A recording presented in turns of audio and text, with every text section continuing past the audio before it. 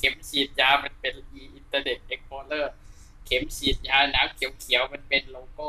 Microsoft Windows มี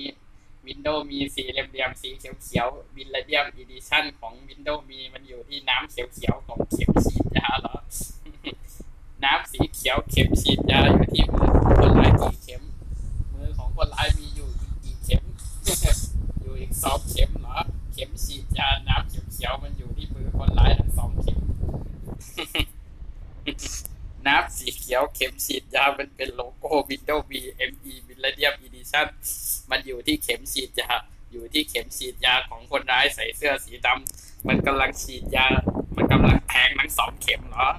มันแทงไปแล้วมันก็เพิ่มพลังบ้าไป